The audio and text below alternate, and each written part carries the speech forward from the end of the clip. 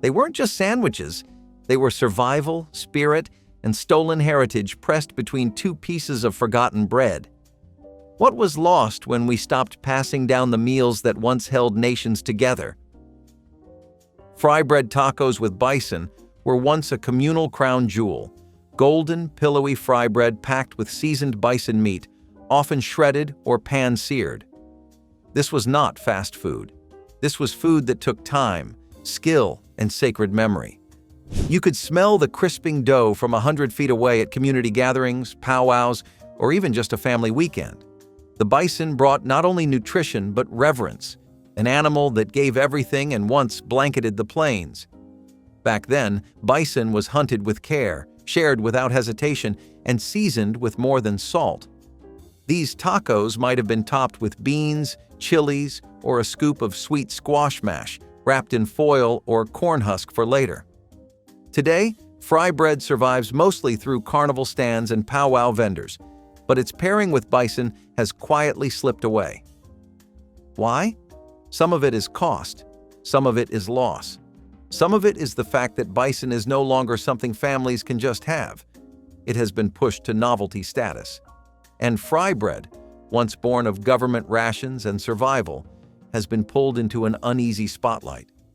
But if you ever had one of these tacos as a child, you remember the warmth.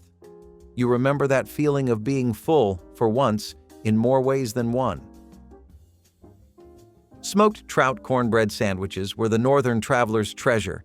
Smoked flaked fish folded into thick slices of cornmeal bread packed tight for the road. It was not fancy, but it was powerful. Tribes along cold lakes and mountain rivers smoked their fish until it could last for weeks, then sandwiched it between pan-fried or stone-baked cornbread slabs.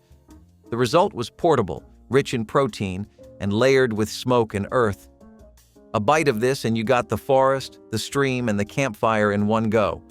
The sandwich was eaten on horseback, in canoes, or tucked in bark pouches during hunting treks. The trout, pink and oily, often mixed with herbs or wild onions. The cornbread was dense and hearty, able to hold its shape for days without crumbling.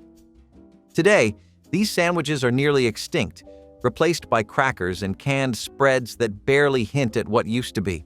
The trout is still there, and so is the cornmeal, but the memory of pressing them together in survival and ceremony has faded. What was once instinctual is now sold separately at specialty food stores. Do we even know what we lost when the smoke stopped rising from those riverside camps? Acorn bread and wild berry meat sandwiches were forest sandwiches in the truest sense, built from the woods and eaten in silence under trees. The bread came first, made from acorn flour that had to be soaked, pounded, and leached of bitterness. It was a chore, a ritual, and a necessity. Then came the filling, thin slices of dried venison or rabbit, layered with crushed blackberries, choke cherries, or huckleberries, depending on the season. The sweetness cut the gaminess. The bread crumbled just slightly as you bit in. This was a sandwich that kept for days, that filled you up without making you heavy. It tasted like bark, rain, and sweetness after struggle. It traveled well. It honored the land. Native children once carried these into the woods like modern kids carry packed lunches. Now, acorn flour is a novelty ingredient. Dried game is bought in sealed plastic, and the pairing of both with wild berries no supermarket can replicate has been mostly lost. If someone handed you one today, would your mouth even recognize it as food or just memory? We stopped making these not because they were bad, but because we stopped doing the work they required. And maybe that is what hurts most. Three Sisters pocket flatbreads were the closest thing to soul food that the soil itself ever gave. Inside a warm flatbread pocket went a mash of squash, beans, and corn, the Three Sisters of traditional native agriculture. They were not just ingredients, they were family. Grown together, harvested together, and eaten together. The flatbread was made from maize flour or leftover mash from the harvest, cooked hot and fast on stone or clay. The inside could be creamy or chunky depending on the cook, and was often flavored with wild garlic or chili. Children would eat them running. Elders would eat them slowly. They were warm, golden, and grounding. But they are almost entirely gone now. replaced by mass-produced breads and flavorless substitutions. You can still find the Three Sisters on school posters or in museums, but not folded into a meal you can hold in your hand. We broke apart what was always meant to stay together, and in doing so, we lost not just nutrition, but balance. Who decided we did not need to eat this way anymore? And what else have we unlearned because of it? Elk jerky sliders on cedar buns were winter food with a scent you never forgot. Meaty, smoky, and soaked in the aroma of trees. This was not just lunch, this was ceremony. Elk jerky, cut thick and dried slow, was a prized food in the colder regions. When times were good, it got layered into small cedar-smoked buns made from flour mixed with bark ash or fir tips. Served at winter gatherings, these sliders were eaten cold or warm, sometimes dipped in broth or spiced oil. The cedar buns were not just flavor, they were preservative, story, and smoke all at once. The sandwich gave energy, preserved meat, and honored the animal. Today, jerky is processed and peppered with artificial sweeteners. The cedar has vanished, and so has the meaning. We made the meat last, but not the memory. What used to keep people alive through months of snow now lives in glass jars at gourmet stores. We call it rustic. We call it old-fashioned. But the people who made it were not trying to be cute. They were surviving. Can we even still taste the difference between survival and snack food? Maple venison biscuit sandwiches were the morning food of hunters, gatherers, and frost-covered fields. You could smell them from a distance. Grain-heavy biscuits cracked open with strips of venison glazed in maple syrup tucked inside like a gift. It was breakfast, yes, but also reward. The venison was lean and chewy, usually left over from stews or fire-cooked roasts. The maple syrup came from trees tapped by hand, slowly boiled down into a dark, sticky dream. When layered into biscuits made from wild or hand-ground grains, the result was a sweet, savory blend that filled the stomach and lifted the spirit. These sandwiches were often shared at sunup when the day was about to get long and hard. Today, you can find maple bacon on every diner menu, but maple venison? Almost never. The flavor has been replaced, commercialized, or forgotten entirely. But it once meant a good hunt, a warm hearth, a day that started with purpose. We traded it all in for drive-through versions that do not ask for anything from us. What do we lose when we stop earning our sweetness? Sunchoke and pine nut flatbread wraps were desert energy bars before energy bars existed. Sunchokes, those nutty, crunchy roots, were sliced thin, pan-roasted, and wrapped with toasted pine nuts inside maize flatbread. No sauce, no garnish, just sunlight turned into food. Southwest tribes used these for midday meals and travel snacks, giving bursts of energy without weighing the body down. Sunchokes, with their natural sweetness, paired perfectly with the buttery richness of pine nuts. The wrap was soft, earthy, and grounding. Nothing fancy, but everything thoughtful. You could walk all day with one of these in your satchel and still feel strong.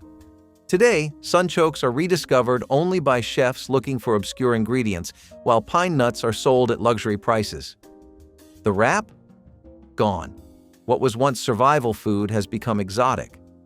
But there was nothing exotic about it when it kept you going through dry winds and endless miles. We did not call them superfoods. We just called them food. And that might be the biggest difference of all. Salmon belly sandwiches with wild greens were pure coastal power, fatty, rich fish layered with gathered greens and tucked into dough made from maize or even wrapped in kelp. The belly was the prized cut, oiled and luscious, smoked or seared just enough to flake apart. The greens were bitter or sharp, dandelion, nettle, or mustard leaves picked fresh from coastal soil. The bread varied, sometimes dense and baked, other times simply a blanket of dried seaweed. Either way, the effect was the same. Nourishment from land and sea, eaten slowly or taken for a cold journey ahead. Salmon belly is now tossed aside in favor of cleaner cuts. Wild greens are weeded out or sprayed over. And the knowledge of how they fit together? Nearly gone. These sandwiches were medicine in a way. They kept bones strong and hearts full. Now we barely know what to do with them. What happens when we forget how to eat the best parts? Wild rice cake sandwiches with duck were sticky, rich, and deeply satisfying. Meals built near lakes, cooked over fire, and eaten with reverence. The rice was hand-harvested by canoe, soaked and shaped into firm patties, then griddled until crisp on the outside and chewy inside. Duck meat, usually smoked or slow-roasted, went between them. No sauce needed. The fat from the duck seeped into the rice, making each bite earthy, oily, and full of depth. These were celebration foods and everyday lunches rolled into one. The sandwich was portable, delicious, and deeply tied to the rhythms of water and migration. Wild rice still exists, but much of it is cultivated and stripped of its ritual. Duck is a delicacy now, not a staple. Together, they were once food and identity. We have kept the ingredients, but not the reason. Can you taste the difference when you do not know why it mattered? Cactus fruit and cornmeal sliders were the roadside miracle of the Southwest. Bright, spiced cactus fruit mashed and served inside thick patties made from masa. They were tangy, sweet, and just a little spicy. No two batches were ever the same. The cactus fruit, also called prickly pear, was roasted or boiled and sometimes mixed with chili or smoke-dried herbs. The cornmeal was turned into cakes or buns, fried golden on the outside and steaming inside. These sliders were eaten cold during treks, packed in wrapped leaves or thin cloth. The sugars gave energy. The corn kept the body going. They looked simple, but they were carefully balanced survival meals. Now, cactus fruit is made into candy or cocktail syrup. The cornmeal sliders? Replaced by frozen buns and fast food slogans. These sandwiches were not designed for flavor alone. They were made for movement, for endurance, for life in the dry and open spaces. And when we stopped walking the same roads, we stopped making the same food. What else have we let dry up? Buffalo heart sandwiches on stone bread were once reserved for warriors and hunters. Thin slices of buffalo heart grilled directly over open flame, then served on thick, chewy rounds of unleavened bread cooked on hot stones. This wasn't just food, it was fuel. Dense with iron and flavor, the heart meat had a gamey bite softened only slightly by the bread's smoky crust. It was eaten with bare hands, no utensils, no ceremony, just fire and hunger. Some added wild herbs, others nothing at all. It was a meal designed to travel, to sustain through hard rides or long scouts across open plains. The bread, dense and flat, could last for days. The heart, once cooked, was chewy but nourishing. In colder months, the sandwich would be wrapped in hide and tucked into a satchel, staying warm for hours against the body. Today, buffalo heart is more likely to be seen as an oddity at a specialty butcher, the tradition forgotten or sanitized into restaurant novelty. But once, this sandwich told a story of strength, sacrifice, and survival, etched into every bite by hands hardened from the land. Turkey and cranberry pemmican sandwiches were the original trail mix meets Thanksgiving dinner. Dried shreds of wild turkey were pounded with rendered fat and tart cranberries, then pressed into dense cakes or layered inside split cornbread pouches. This was not a meal made for pleasure, it was made for endurance. But somehow, the sweet-savory combination felt familiar, even warm. Carried during northeastern winters, this portable power food was eaten during hunts, travels, or times when game was scarce and the snow ran deep. Sometimes additional nuts or seeds were mixed in, and when cornbread was on hand, it became a sandwich, dense, chewy, and surprisingly rich. It didn't need refrigeration, it didn't spoil quickly, and it held the memory of autumn feasts long after the season had passed. Today, pemmican is known mostly among survivalists and historians, but this specific turkey and cranberry version was once common in the colder woodland regions. It's strange to think a meal this ancient tastes so much like the holidays, but maybe that's the point. It held on to warmth when everything else had frozen. Ash cakes stuffed with smoked rabbit were the kind of food you didn't find in markets. You had to earn them. Made by burying cornmeal dough directly into hot ashes beneath a fire, The outer layer blackened and crisped while the inside steamed to tender perfection. Once cooled, the cakes were split open and stuffed with shredded smoked rabbit, seasoned lightly with wild herbs or nothing at all. This was real survival fare, prepared deep in the woods or beside a smoldering hearth. The smoky flavors from both cake and meat melted together, making the whole thing taste like it had lived beside the fire for days. You could eat it hot, or wrap it in cloth and take it out again days later. There were no condiments, no napkins, no fancy names, just hunger and ingenuity. Some tribes even used clay to shield the dough from burning, peeling it off once baked. Today, ash cakes survive mostly as a footnote in cookbooks, and smoked rabbit is a rarity outside of specialty game markets. But once, these sandwiches were warm, smoky lifelines through long, lean winters. Walnut paste and apple bark sandwiches sound like a woodland riddle, but they were once a clever traveler's snack. Walnut meats were ground into a thick, oily paste, protein-rich, slightly bitter, and deeply satisfying. That paste was spread onto thin sheets of dried apple slices, sometimes softened slightly by heat, other times left crisp and bark-like. The result was a kind of nut butter and fruit sandwich that could be folded up, packed away, and eaten on the go without spoiling. The flavor was earthy and sweet, with a dry crunch that left your mouth thirsty but your belly full. Some versions even included hickory nuts or a drizzle of wild honey when available, though those were luxuries. It didn't need to be pretty, it just needed to work. Today, apple bark is nearly unheard of, and walnut paste has been overtaken by peanut butter and branding. But this was the original trail ration, prepared without a kitchen, without a label, just hands, heat, and memory. Blue corn and mesquite sandwich cakes carried the breath of the Southwest in every bite. The blue cornmeal, nutty and rich, was mixed with ground mesquite pods to form small, cake-like breads that smelled faintly of sweet smoke and desert wind. These cakes were sliced and stuffed with roasted squash or mashed beans, hearty, warm, and subtly sweet. Made for fieldwork, hunting, or ceremonial journeys, they were often wrapped in cloth or corn husks and eaten days later.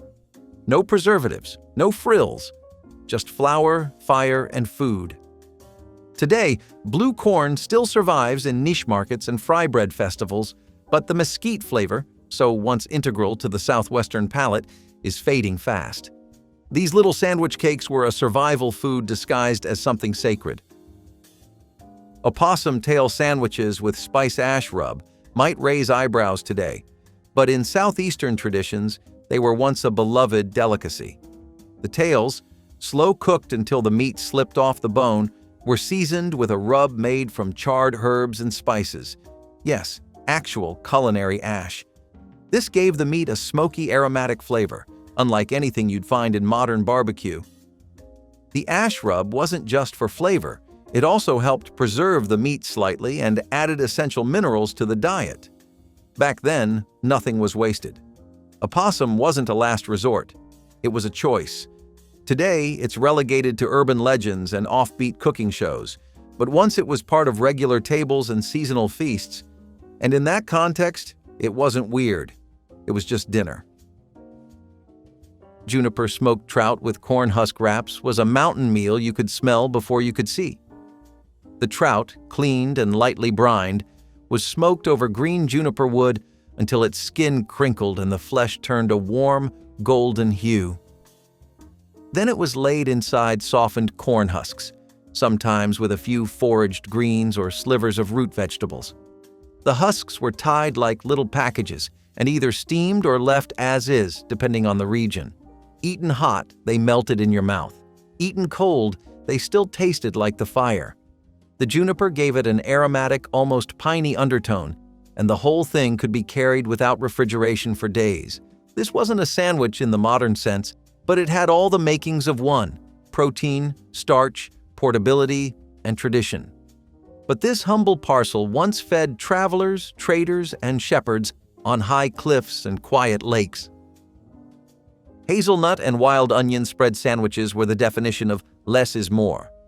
Made by grinding roasted hazelnuts into a creamy paste and folding in finely chopped wild onions, The mixture was then spread onto thin, grainy flatbreads. Sometimes the flatbread was made from acorn or chestnut flour. Other times it was just coarse ground maize. The result was earthy, pungent, and filling. This was a forager's lunch, light to carry, dense with nutrients, and quick to prepare. You could eat it cold or warm it slightly over stones.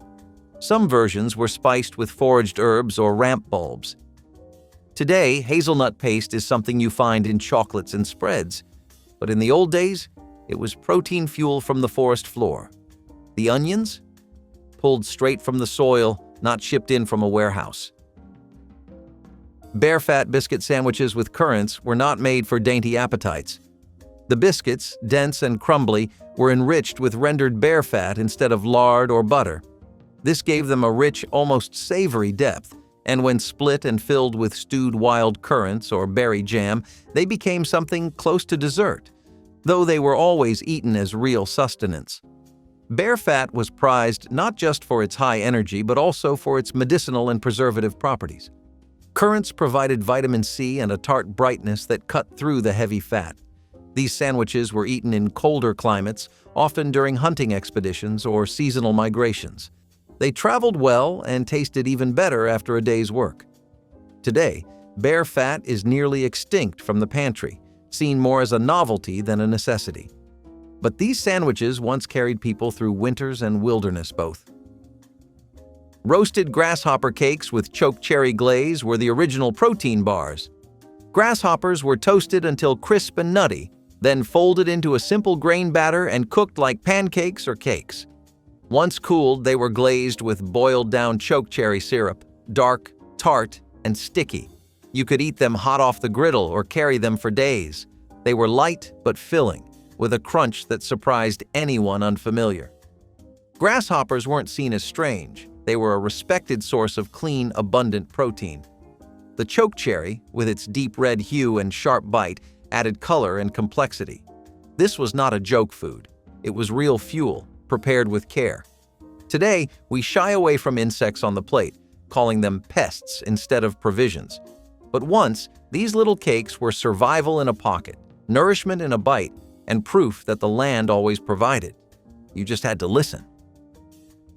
Prairie chicken was once so common on the plains that people barely looked twice when it landed on their plate. These days, you'd be lucky to spot one outside a conservation area. But back then, its lean, almost pheasant-like meat was a staple for hunters and homesteaders. Sandwiches were built around it, typically layered inside a dense cornbread pocket with spicy mustard leaves gathered from nearby fields. The cornbread wasn't the sweet version we know today either. It was rough, baked in cast iron or even directly over coals. The mustard leaves added bite and helped cut through the meat's earthiness. Sometimes wild onions or a dab of rendered fat made their way into the mix. It was a sandwich built from necessity but remembered with pride, a true frontier meal that's all but vanished in modern kitchens, except maybe in memory. Wild plum and smoked turkey in early native pitas. It sounds like something out of a high-end cookbook, but it was a winter staple for many northeastern tribes. The turkey, smoked over slow embers with bark and pine, kept for weeks. The wild plums, boiled down into a thick, tart chutney, added both preservation and punch. The pita wasn't quite what we imagine today. It was a thin cornbread round, flexible enough to fold but sturdy enough to hold meat and fruit. Each bite was smoky, tangy, and just sweet enough to feel nourishing. In the lean winter months, this sandwich wasn't just practical, it was brilliant. High in protein, balanced in flavor, and compact for travel. Hunters carried them, mothers packed them, and elders handed down the recipe orally. Now it's barely remembered outside food anthropology circles, but it deserves a place among history's great handheld meals. Somehow, ancient practicality always had a way of tasting good.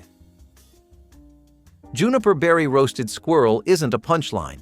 It was survival food that somehow managed to taste like it belonged at a campfire banquet. When meat was scarce, squirrels were plentiful, especially in wooded regions where they practically fell into the stew pot. Roasting them with crushed juniper berries gave the gamey meat a bright, piney lift. Once tender, the meat was shredded and packed into flatbread, usually made from whatever grain or seed flour was on hand: acorn, corn, or even cattail. The sandwich was small but rich, chewy but satisfying. Hunters ate it on the trail, families shared them during autumn gatherings, and kids likely learned early not to waste even the tail. Juniper helped with digestion too, making it medicinal as much as flavorful. Today, most folks would turn up their noses at squirrel meat, but back then, it was simply another part of the land's offering. One bite of that peppery, slightly wild sandwich, and you'd understand. It was rough country cuisine with a surprising touch of finesse. Fire-roasted corn and lard biscuits filled with salt pork were built for cold mornings and colder travel. These dense, flat biscuits were nothing like the fluffy ones we know today. They were grilled directly on a hot stone or cast iron plate, usually laced with rendered lard to make them heavy, crumbly, and high-calorie. The filling was salt pork, thick, briny, and greasy in the best possible way. When cooked low and slow, the pork turned tender and spreadable. You'd slice the biscuit open, slap in a hunk of pork, maybe add a smear of bean mash or wild herbs, and you had a sandwich built to fuel hours of labor. Nomadic hunters packed them along migration paths. Trappers kept them in their satchels near the river. Salt preserved the pork, and fat preserved energy. The biscuit acted like an edible canteen, keeping everything safe and dry inside. This sandwich was pure necessity, but also pure grit. It tasted like smoke, salt, and survival. Mussels and wild garlic on water lily cakes might be the most elegant riverbank meal you've never heard of. These freshwater sandwiches were built by hand, slowly. First, the mussels were gathered and steamed in fire-pitted clay pots until their briny shells popped open. Then came the wild garlic, sharp, pungent, and ground into a sort of paste.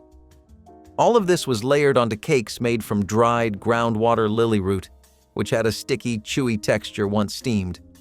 The cakes were small, almost palm-sized, and carried just enough sweetness to contrast the garlicky shellfish. You'd fold one over like a taco and eat it fast before it cooled.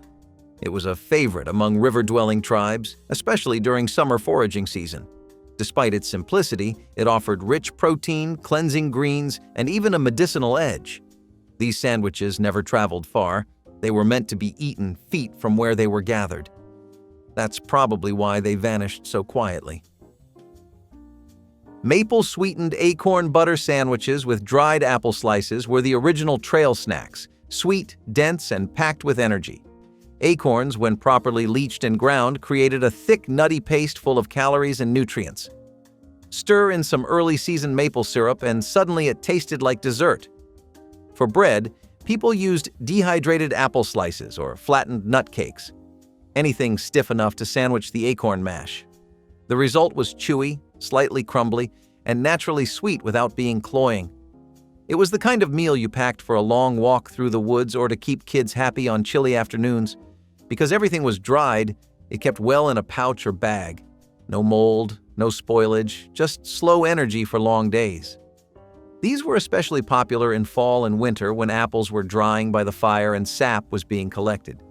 Nowadays, we call it snack innovation. Back then, it was just common sense. Delicious, portable, and humble. It was survival with a smile. Fried gizzards on corn cakes with hot pepper relish might sound like something from an old southern fairground, but this sandwich had roots deep in native kitchens. Gizzards, the muscular part of a bird's stomach, were cleaned, simmered until tender, then fried crisp with fat and ash-seasoned flour.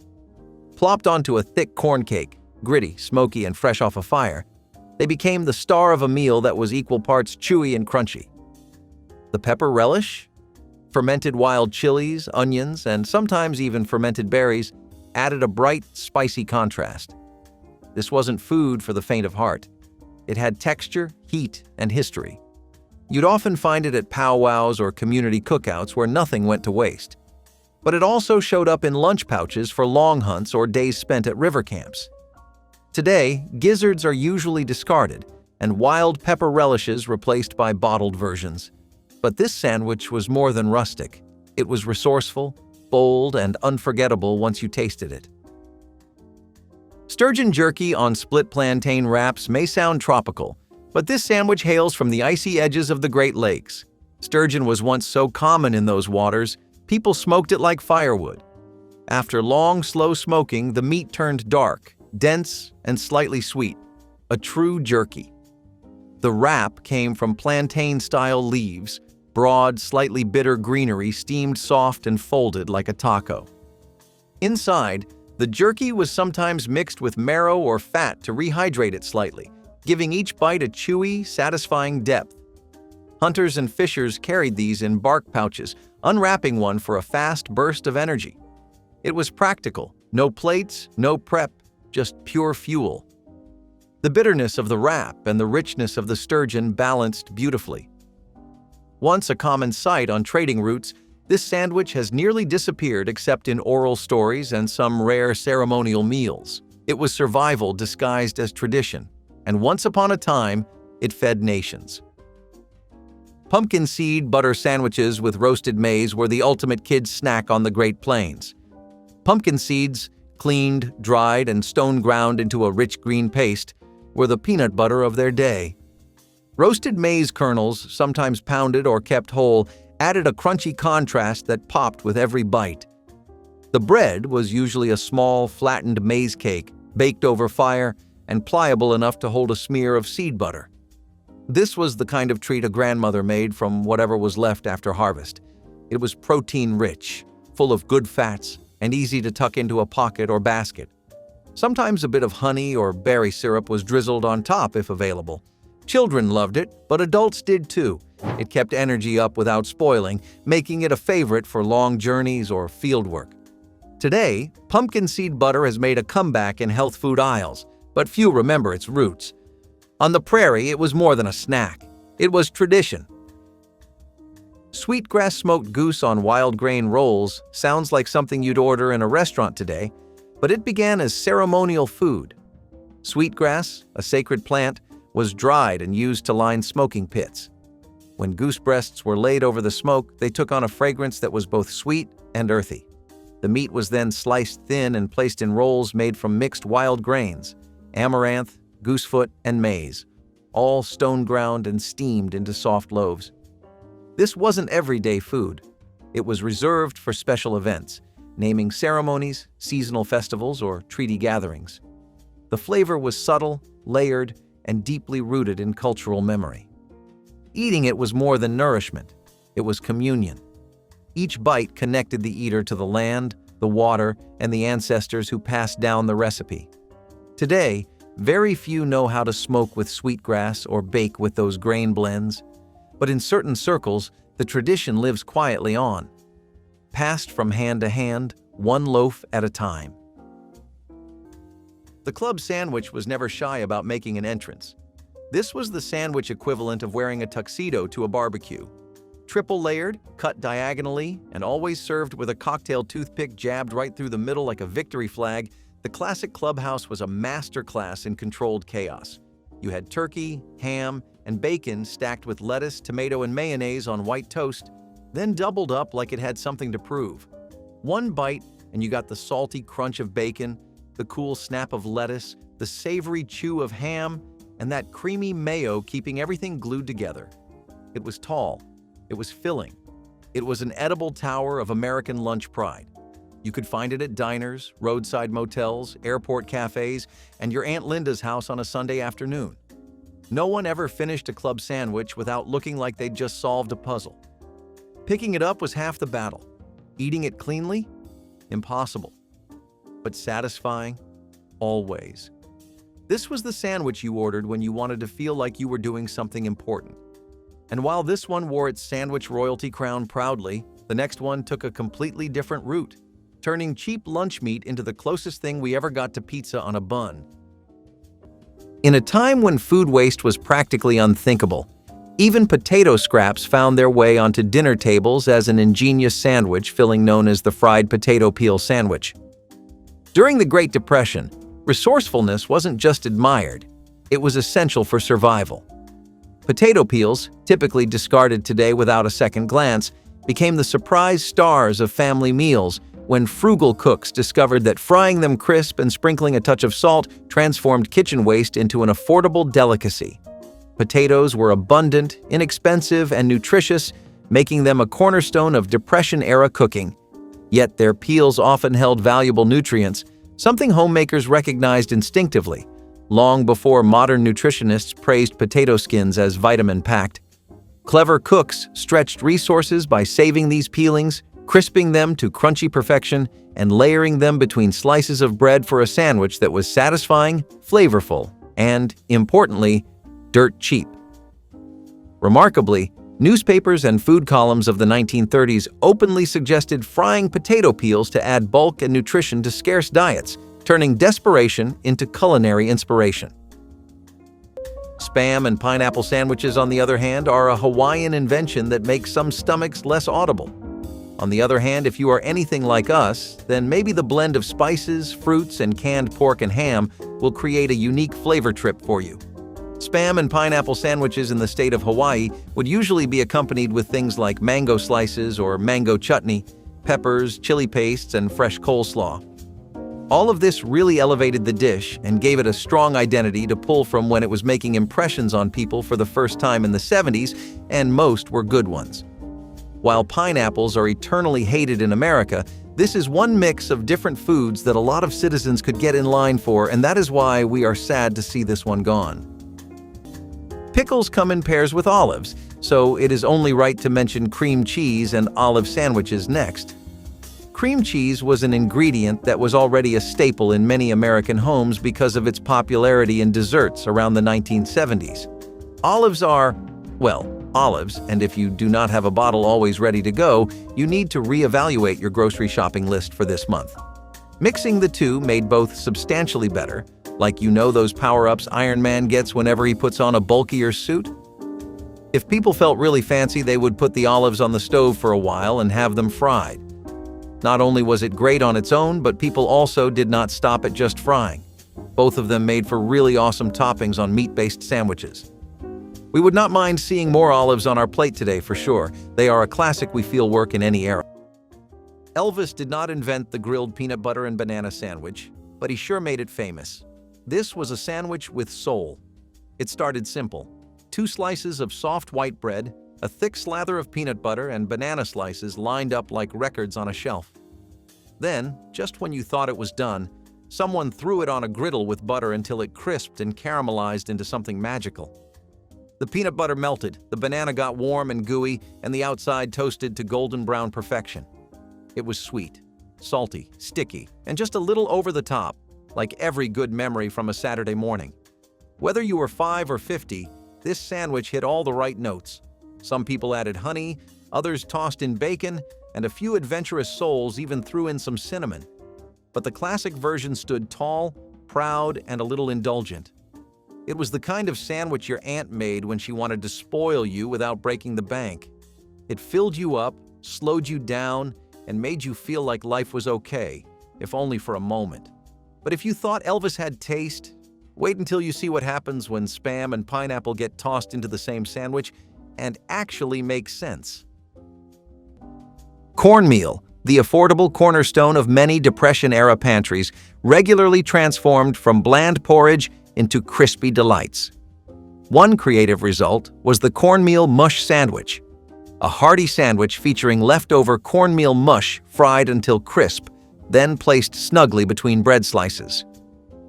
Though today's diners might chuckle at the idea of mush becoming sandwich-worthy, during the Great Depression, cornmeal mush was more than an economical meal. It was practically survival food, providing necessary calories at minimal cost. Resourceful homemakers routinely prepared large batches, knowing the leftovers, once cooled and firm, could easily be sliced and fried for future meals. Historical newspapers frequently touted cornmeal as the American staple, humorously reassuring housewives they could count on cornmeal mush in lean times, even when neighbors proved less reliable. The cleverness came when leftover mush was fried, converting it from a monotonous dish into an appealing, crunchy patty that gave texture and flavor to humble sandwiches. Creamed chipped beef on toast, or as anyone who ever served in the military will tell you, SOS. No, not a cry for help, though it looked like one. This was dried beef, shredded and stirred into a thick, milky white sauce with a bit of pepper and sometimes a touch of Worcestershire if you were fancy. Then it got spooned over toast, or biscuits, or whatever bread you had. It was a direct descendant of World War II rations. But by the 1970s, it had made its way into American homes, school cafeterias, and greasy spoon diners across the country. It was salty. It was creamy. It looked like a mistake, but somehow it kept getting made and loved. It was affordable, filling, and tasted better than it had any right to. Parents made it because it used cheap pantry ingredients. Diners served it with coffee refills. Kids ate it because they did not know any better, then grew up craving it again. It might not be pretty, but it is unforgettable. Still, not everything on this list is heavy. Some sandwiches were just simple, clever ways to use what was left on the breakfast table, and a little sweet on the side. Remember what chilly days at Graham's called for back in the day? If you guessed hot turkey sandwich, you're absolutely right. This sandwich was another one of Grandma's delicious ways of using up leftover turkey from Thanksgiving. This sandwich featured slices of tender turkey served hot, often open-faced, with a generous ladle of rich, savory gravy poured over the top. Sounds delicious, right? Grandma made her hot turkey sandwich special with the gravy. Whether she made it from scratch with turkey drippings or used a trusted recipe, the rich gravy soaked into the bread, making each bite juicy and flavorful. She knew that nothing went to waste, and the hot turkey sandwich was a delicious way to make the most of those leftovers. In the 1930s, leftovers weren't something you tossed. They were tomorrow's lunch. That mentality gave birth to dishes like the cold baked bean sandwich, a Depression-era staple composed of leftover baked beans spread generously between bread slices. Though beans today might evoke images of summertime barbecues, in Depression kitchens, they symbolized frugality and survival. Beans were economical powerhouses, affordable, nutritious, and easy to cook in large batches. Families routinely simmered huge pots, using beans for multiple meals, stretching their budgets and pantries to their absolute limits. After hot bean suppers, resourceful homemakers cleverly repurposed any remnants, spreading them cold onto bread to create an easy, protein-rich sandwich for lunchboxes the next day. Newspapers of the period promoted beans as an essential pantry staple, boasting about their nutritional benefits and cost-effectiveness, while quietly ignoring their less glamorous qualities, perhaps for the best. Oddly enough, baked beans in sandwiches wasn't an entirely new idea. British households had long enjoyed bean buddies, proving thriftiness travels well.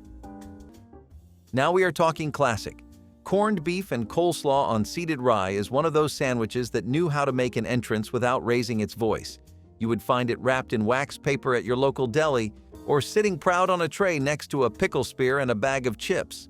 The corned beef was thin-sliced but packed with punch, salty, tender, and just fatty enough to remind you this was not diet food. Then came the slaw. Not too creamy, not too dry, with just the right crunch to cut through the richness of the meat.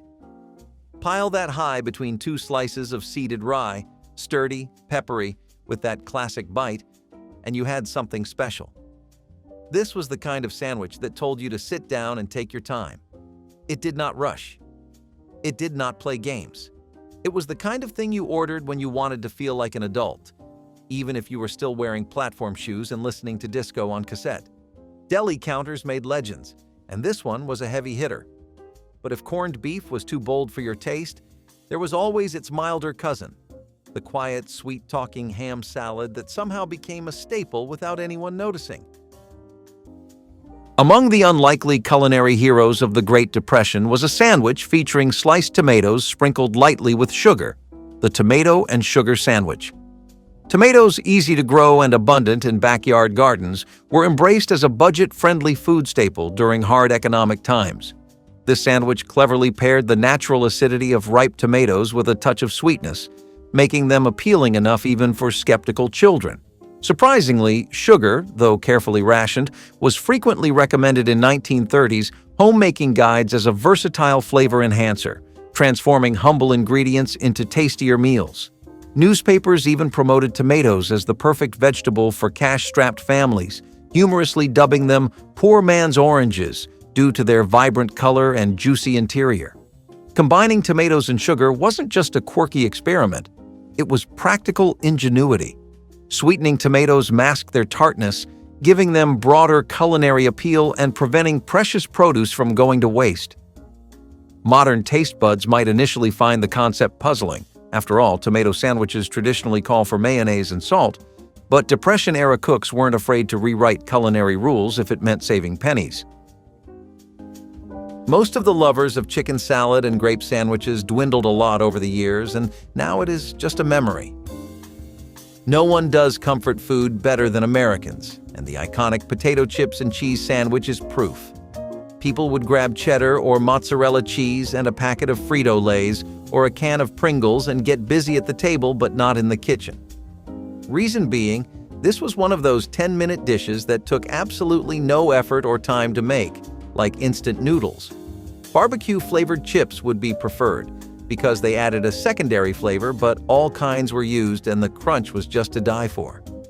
In the 1970s, chips like Pringles were getting more and more popular in America, and that made it even easier for this to take center stage.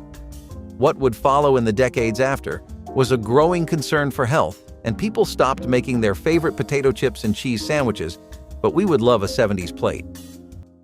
The cheese dream was the grilled cheese's show-off cousin, open-faced, broiled, and served hot enough to burn the roof of your mouth if you were not careful. It started with a single slice of white bread, toasted just enough to hold its own. On top went a generous pile of shredded cheese.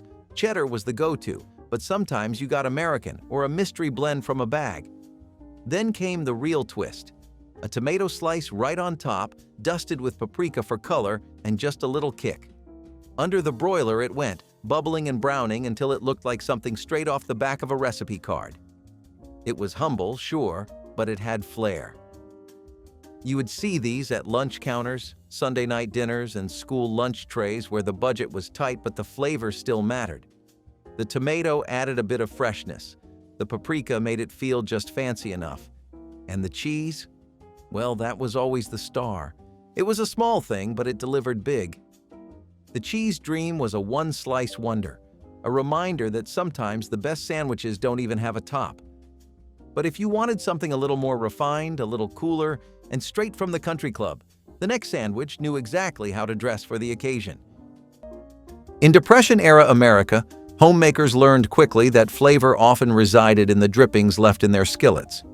Bacon grease, now casually discarded, was prized as liquid gold, giving rise to imaginative dishes like the lettuce and bacon grease sandwich. At first glance, combining crisp lettuce with bacon drippings might seem contradictory, like ordering a diet soda with your large fries, but during the lean 1930s, it made perfect sense. Bacon, when affordable, provided protein, but every precious drop of rendered fat was meticulously saved in kitchen jars for future meals. Lettuce, on the other hand, was a garden-friendly crop, inexpensive and abundant, offering essential freshness and vitamins. Clever cooks of the time combined these humble ingredients, lightly dressing freshly picked lettuce leaves in warm bacon grease, sprinkling them with salt, then sandwiching them between bread slices. Surprisingly delicious, the grease transformed mundane lettuce into something savory and satisfying. Historical cookbooks and government-issued pamphlets frequently promoted bacon fat as an affordable seasoning, suggesting it could practically perform culinary miracles. Imagine being 8 years old and opening your lunchbox to find chopped olive and cream cheese on pumpernickel.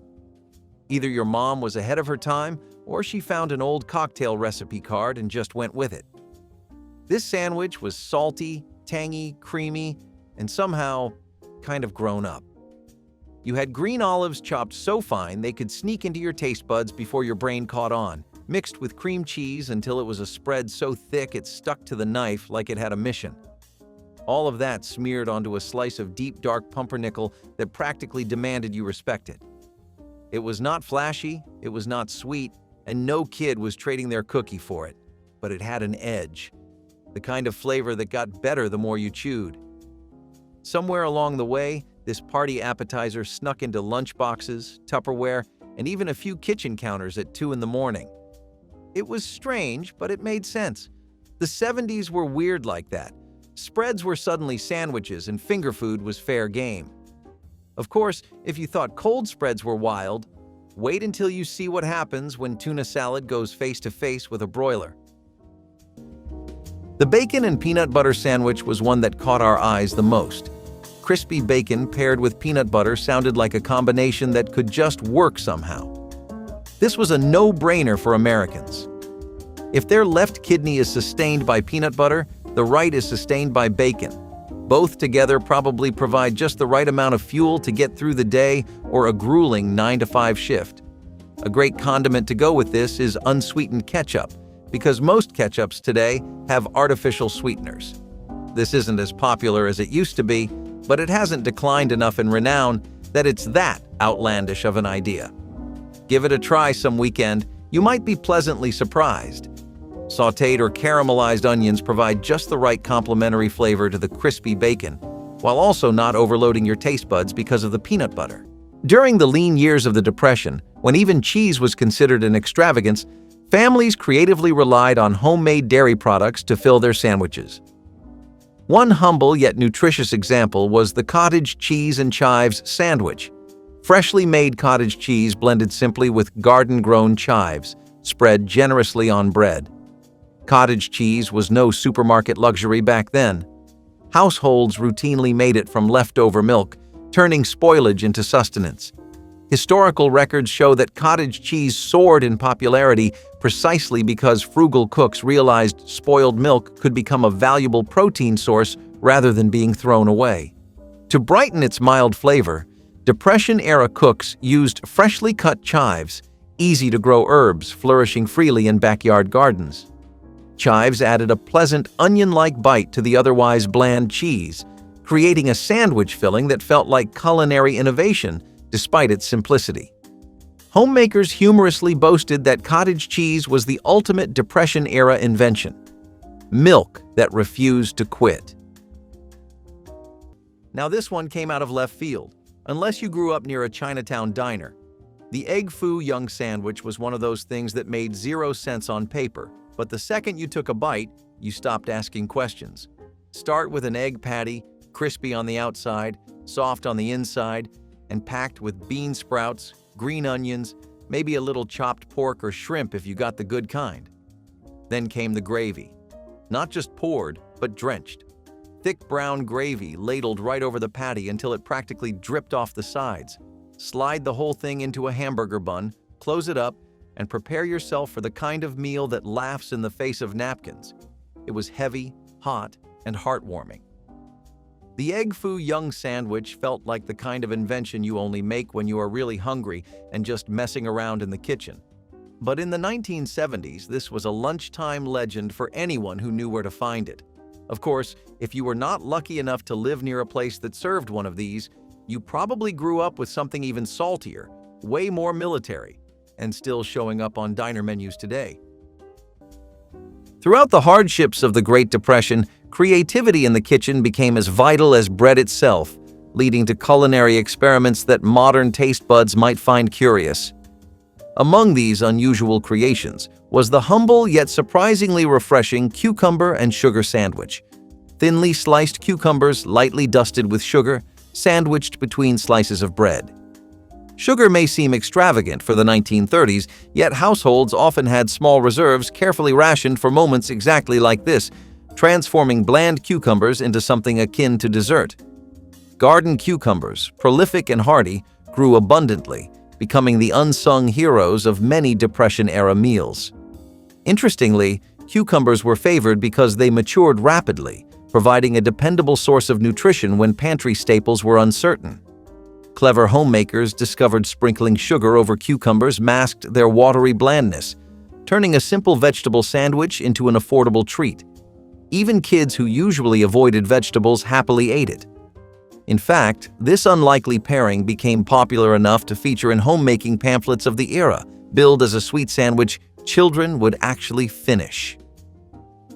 Cooked chicken livers mixed with onions and spices came together to create the chicken liver sandwich. Now, out of all the ones on the list, this one has probably stood the test of time the most rigidly. You'll still find it in the odd bistro or cafe here and there. Preparing it is a bit of work, but for those who want to expand their sandwich arsenal, this is a worthy addition. You'll need celery, red onions, curry powder, salt and pepper, and lettuce of your choice. Once you've mixed your meat with your vegetables and spices, it's time to get cooking in a 350-degree skillet and mix well. Once it's all ready, assemble your sandwich and see just why this was so popular around the 1940-1960s. If you were a regular at lunch counters in the 1970s, there was one cold cut that had a mysterious charm: pickle and pimento loaf. It had a look that was hard to ignore. A pale pink meat dotted with bright green pickle bits and tiny flecks of red pimento, like a mosaic made by someone who really loved sandwiches. It came sliced thin from behind the deli glass, slapped between white bread with a dab of mayonnaise, and wrapped in wax paper with a soda on the side. You did not question it. You just ate it. The flavor? Tangy, savory, and weirdly sweet, but not in a bad way. It had the texture of bologna, the bite of pickle, and the color scheme of a Christmas tree. For some reason, it vanished from most grocery shelves by the end of the decade. Maybe tastes changed, or maybe we just stopped putting pickles inside our meat. But back then, it was an easy go-to, a bit of fun, and a total conversation starter if you pulled it out during lunch break. Of course, if you thought that sandwich was messy looking, just wait until we dive into the one that was literally impossible to eat without getting sauce all over your hands and loving it. In the bleak economic landscape of the 1930s, the trusty carrot, often abundant and dirt cheap, was quietly elevated from supporting actor in stews to star ingredient in sandwich spreads like the carrot marmalade sandwich.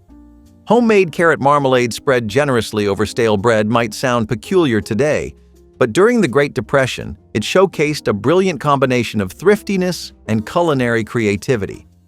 When sugar became scarce and costly, innovative homemakers cleverly utilized carrots' natural sweetness, simmering them slowly into a thick, jammy preserve to mimic traditional fruit marmalade.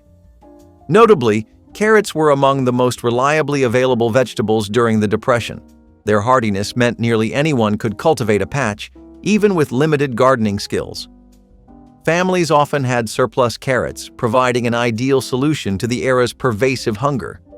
To avoid waste, stale bread, previously destined for the compost heap, was refreshed by this sweet and slightly tangy marmalade, transforming it into an unexpectedly pleasant treat. Despite its humble origins, carrot marmalade gained popularity, prompting home economists of the time to distribute official recipes for this vitamin-packed, budget-friendly spread. Corned beef tongue with mustard in between fluffy bread slices.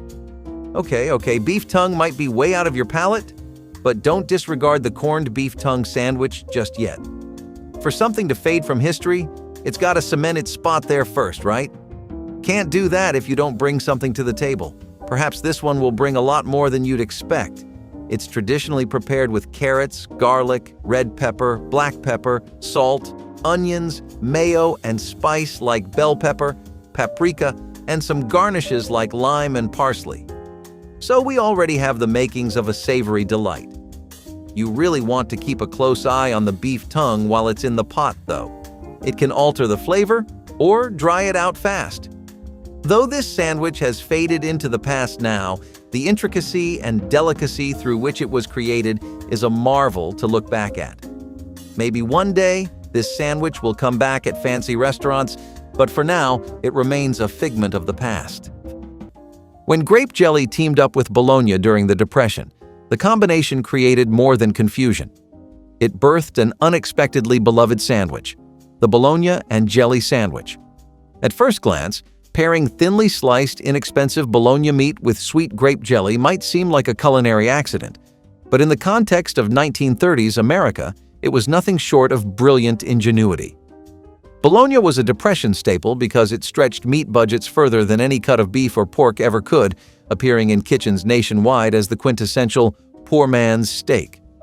Similarly, grape jelly, often homemade from wild or backyard grapes, offered a cheap, sweet contrast readily available in most households. The salty, savory taste of bologna unexpectedly complemented jelly's sweetness, creating a sandwich quirky enough to please even skeptical palates. Interestingly, early cooking pamphlets and newspapers occasionally endorsed this odd pairing, promoting it as a practical yet flavorful way to diversify Depression-era diets. Far from being merely an oddity, this sandwich underscores how cleverly resourceful our grandparents were, turning modest ingredients into sandwiches both memorable and satisfying. If any of these long-lost sandwiches made you hungry, leave us a comment, tap that like button like it's a biscuit on a griddle, and subscribe.